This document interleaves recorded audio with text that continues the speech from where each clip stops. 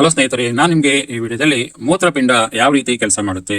ಮೂತ್ರಪಿಂಡದ ಕೆಲಸ ಏನಂದ್ರೆ ಅದು ರಕ್ತವನ್ನ ಶುದ್ಧೀಕರಣ ಮಾಡೋದು. ಮತ್ತೆ ಆ ರಕ್ತದಲ್ಲಿ ಏನೆಲ್ಲ ತ್ಯಾಜ್ಯ ಇರುತ್ತೆ, ಕಶ್ಮಲಗಳಿರುತ್ತೆ, ಆ ಕಶ್ಮಲಗಳನ್ನೆಲ್ಲಾನು ತೆಗೆಯುವ ಕೆಲಸ ಈ ಮೂತ್ರಪಿಂಡದ್ದು, ಇಲ್ಲಂದ್ರೆ ಕಿಡ್ನಿದು. ಇದು ಯಾವ ರೀತಿ ಕೆಲಸ ಮಾಡುತ್ತೆ ಅನ್ನೋದನ್ನ ಈಗ ನಿಮಗೆ ಡೆಮಾನ್ಸ್ಟ್ರೇಷನ್ ಮಾಡೋಕ್ ಮೊದಲು ಎಕ್ಸ್ಪ್ಲೇನ್ ಮಾಡ್ತೀನಿ, ಯಾವ ರೀತಿ ಮಾಡಲು ವರ್ಕ್ ಆಗುತ್ತೆ ಅಂತ. ಆಮೇಲೆ ನಿಮಗೆ ಡೆಮಾನ್ಸ್ಟ್ರೇಷನ್ ಮಾಡಿ ತೋರಿಸ್ತೀವಿ.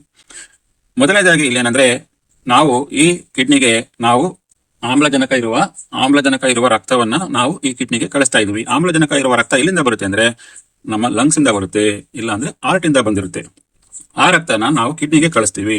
ರೀನಲ್ ಆರ್ಟರಿ ಅಂದ್ರೆ ಮಹಾ ಅಪಧಮನಿ ಅಂತಾರೆ. ಅದೇ ರೀತಿಯಲ್ಲಿ ಇಲ್ಲಿ ಬ್ಲೂ ಕಲರ್ ಏನಿದೆಯೋ ಇದನ್ನ ರೀನಲ್ ವೈನ್ ಅಂತೀವಿ, ಇದನ್ನ ಕನ್ನಡದಲ್ಲಿ ಮಹಾ ಅಭಿಧಮನಿ ಅಂತೀವಿ. ಈಗ ನಮ್ಗೆ ಕಿಡ್ನಿಯಲ್ಲಿ ಒಳಗೋಗೋದಕ್ಕೆ ನಾವು ಈ ರೆಡ್ ನಾಳವನ್ನ ಅಂದ್ರೆ ರೀನಲ್ ಆರ್ಟರಿ ಇಲ್ಲ ಅಂದ್ರೆ ಮಹಾ ಅಪಧಮನಿ ಮುಖಾಂತರ ನಾವು ಈ ಅನ್ಫಿಲ್ಟರ್ಡ್ ಯಾವ್ದು ಬ್ಲಡ್ ಪ್ಯೂರಿಫೈ ಆಗಿರಲ್ವೋ ಆಕ್ಸಿಜನೇಟೆಡ್ ಬ್ಲಡ್ ನ ನಾವು ಇಲ್ಲಿಗೆ ಕಿಡ್ನಿಗೆ ಕಳಿಸ್ತೀವಿ.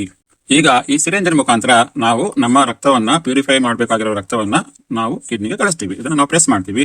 ಪ್ರೆಸ್ ಮಾಡಿದಾಗ ನೀವು ಗಮನಿಸಬಹುದು ಬ್ಲಡ್ ಕಿಡ್ನಿ ಒಳಗೆ ಹೋಗ್ತಾ ಇದೆ. ಕಿಡ್ನಿ ಒಳಗೆ ಹೋಗ್ಬಿಟ್ಟು ಅಲ್ಲಿ ಪ್ಯೂರಿಫೈ ಆಗಿರೋ ಬ್ಲಡ್ ಮತ್ತೆ ಈ ಸಿರಿಂಜ್ಗೆ ಬರ್ತಾ ಇದೆ. ಅಂದ್ರೆ ಇಲ್ಲಿ ನೆಫ್ರಾನ್ಗಳನ್ನ ಬಳಸ್ಕೊಂಡು ನಾವು ಬ್ಲಡ್ ನ ಪ್ಯೂರಿಫೈ ಮಾಡಿ ಇದರಲ್ಲಿ ಏನು ತ್ಯಾಜ್ಯ ಬಂದಿರುತ್ತೋ ಆ ವೇಸ್ಟ್ ನಮ್ಗೆ ಯೂರಿನ್ ಮುಖಾಂತರ ಮೂತ್ರನಾಳದ ಮುಖಾಂತರ ಇಲ್ಲಿ ಬರುತ್ತೆ. ಈಗ ನಾವು ಯಾವ ರೀತಿಯಲ್ಲಿ ತ್ಯಾಜ್ಯ ಇಲ್ಲಿ ಬರುತ್ತೆ ಅನ್ನೋದು ಈಗ ಇನ್ನೊಂದು ಸಿರಿಂಜ್ ಹಿಂದ್ಗಡೆ ಇಟ್ಟಿದ್ವಿ, ಅದನ್ನ ಬಳಸ್ಕೊಂಡು ನಾವು ನಮ್ಗೆ ಇಲ್ಲಿ ಯೂರಿನ್ ಕ್ರಿಯೇಟ್ ಮಾಡ್ತಾ ಇದೀವಿ.